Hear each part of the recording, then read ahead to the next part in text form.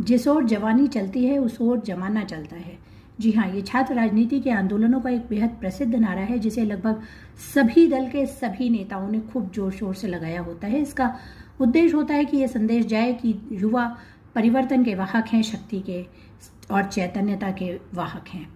इसी क्रम में कल राहुल जी ने अपने प्रेजेंटेशन के बाद एक ट्वीट के माध्यम से देश के जेनजी यानी युवाओं का आह्वान किया कि वो वोट चोरी और लोकतंत्र की हत्या के विरुद्ध जारी इस मुहिम में बढ़ चढ़ के हिस्सा लें और अपनी भागीदारी सुनिश्चित करें संविधान की रक्षा के लिए।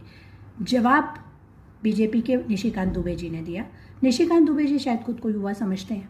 उन्होंने कहा कि राहुल जी दंगा भड़काना चाहते हैं, नेपाल के तरीके से हिंसा कराना चाहते हैं। निशिकांत दुबे जी, आपका स्टेटमेंट पढ़ा, मुझे लगा कि आप बेहद शांतिप्रिय और युवाओं के समर्थक हैं। खैर, ये बताइएगा कि जब देश का युवा हिंदुत्व के नाम पर धार्मिक उन्माद से ग्रसित होकर एक हाथ में भगवा दूसरे में तलवार लेकर फूहड़ गानों पर मस्जिद की छत पे चढ़ के नाचता है, तो क्या आपको हिंसा नजर आती है? क्या आप उस वक्त उस युवा के भविष्य की चिंता कर पाते हैं? आगे सोचिएगा कि 1977 की जनसंघ की सरकार युवाओं के आंदोलन से बनी थी।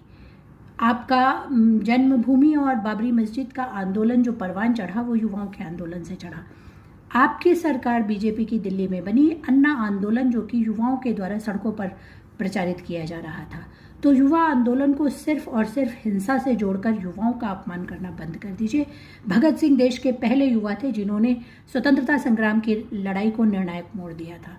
हाँ, डर अच्छा है, डरिएगा, क्योंकि आपको ये डर है कि जिस लेवल की टेक्निकल चीज़ें राहुल जी बता रहे हैं वो अब आपके समझ में ना आएंगी, वो युवाओं की समझ में आती है। जेन जी टेक्निकल है और वो प्रेजेंटेशन की, उसके सबूतों की, उसके गवाहों की कीमत समझती है, आपके बहकावे में नहीं आएगी। याद रखिएगा, वोट चोरों, गद्दी छोड़ो।